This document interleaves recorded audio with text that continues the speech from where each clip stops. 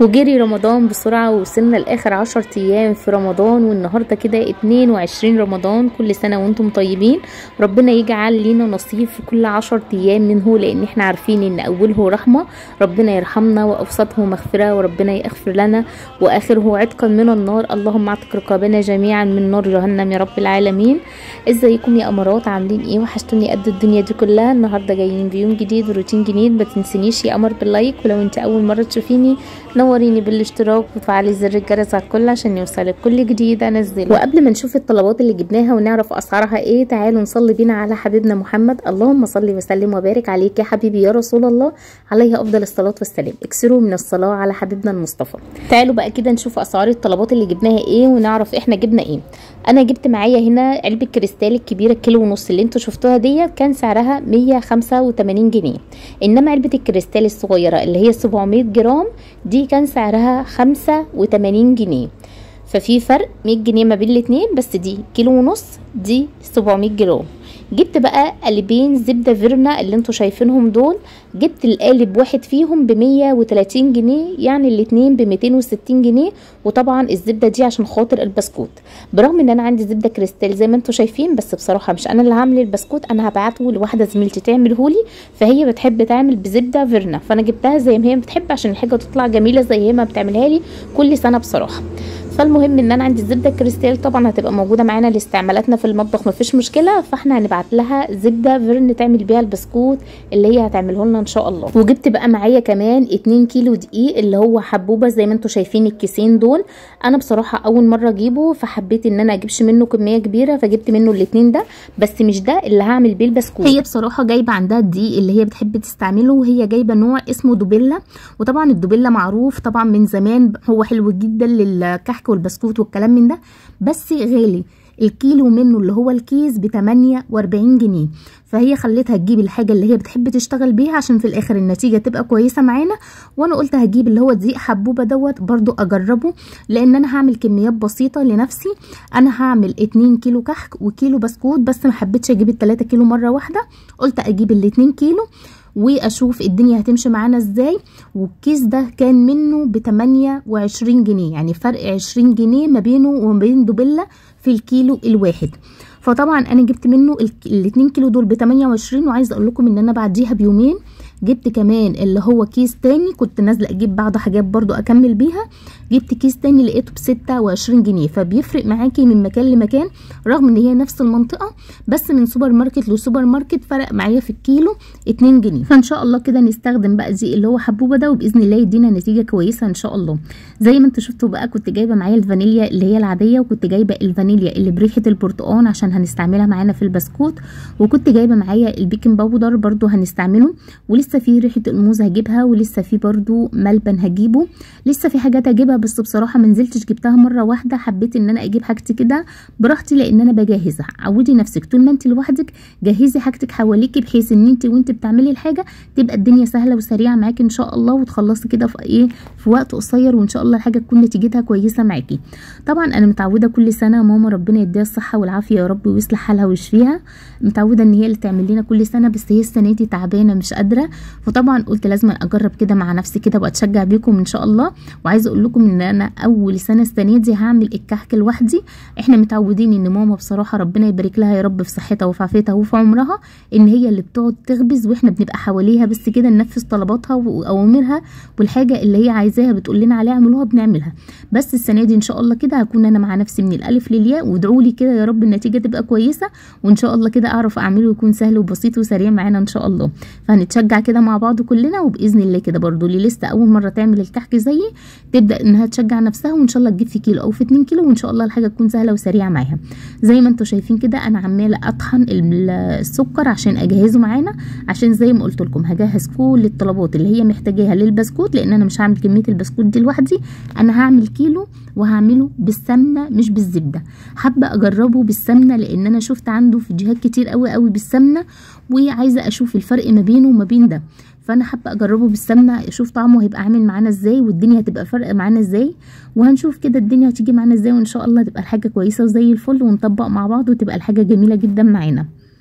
هنا كده خلاص البسكوت سوري السكر عماله اطحنه. وعايزه اقول لكم ان انا عملت معاكم الكميه دي قدامكم الكيس ده، وبدات اخدت الاتنين التانيين وقعدت بقى كده مع نفسي، لان زي ما انتم شايفين ان المسافه عندي ما بين المطبخ اللي فوق والرخامه انا قللتها قوي. فعايزه اقول لكم مضايقاني قوي قوي في الشغل. ان شاء الله قدام ابقى ارفع المطبخ شويه كمان، لانه مضايقني قوي في حركتي وانا بشيل الحاجه وبشتغل، فمش مسهل معايا الدنيا. فهاخد كده ال2 كيلو التانيين واقعد اطحنهم كده براحتي، وهوزنهم برده في الاخر واقول لكم وزنتهم كملت ايه معانا، عشان خاطر تبقى كل حاجه كده جاهزه قدامكم وكل حاجه تشوفوها الدنيا عامله معانا ازاي. هنا الكيلو الاولاني اللي انا عملته هحطه كده في كيس واركنه على جنب، ده الكيلو اللي انا هاخده يبقى موجود معايا، واقعد اطحن ال2 كيلو التانيين ويبقوا موجودين معاها في قلب الحاجه بتاعتها باذن الله.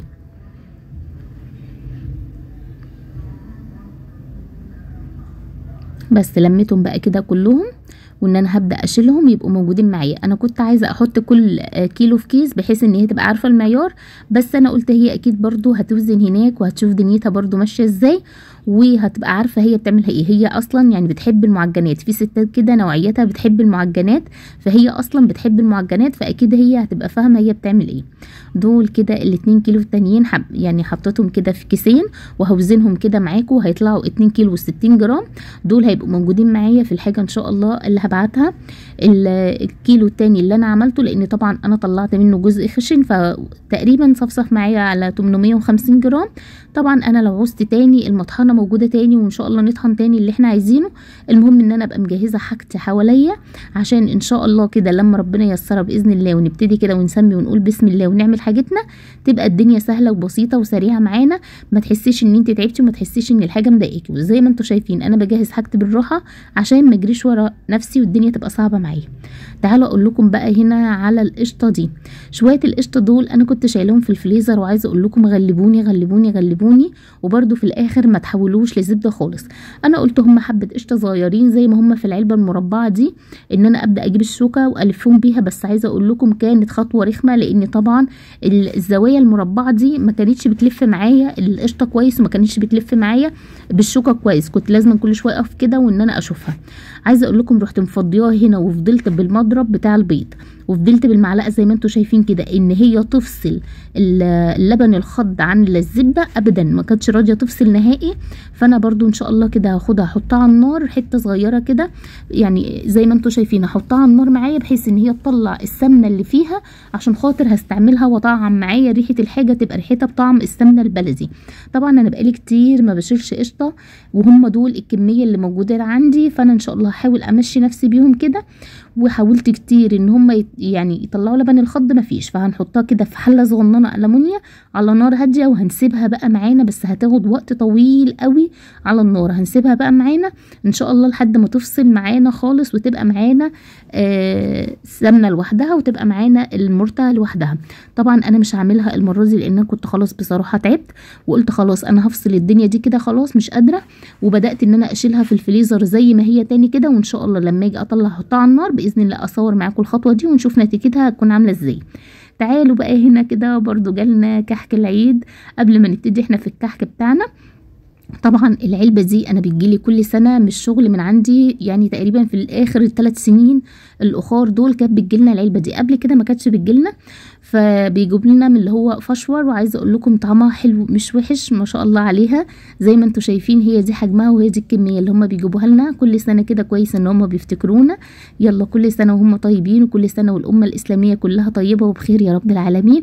وطبعا اول ما جبتها ولادي ما استنوش لحظه، عايزه اقول لكم دي اللحظه اللي انا داخله بالعلبه فيها البيت. عايزه اقول لكم مجرد ما دخلت يلا هنفتحها، اتجمعنا يلا كوبايه شاي، نضرب بقى بسكوت بالشاي او كحك بالشاي كده، ولو كان في لبن كنا عملنا شاي بلبن، بس احنا استكفينا بالشاي الساده كده، لانه كانوا صابرين ان هم يخلوها اليوم او 2 كمان. فطبعا حطيت لهم اللي هم عايزينه واللي هم نفسهم فيه، ربنا يسعدهم دايما يا رب يفرحهم.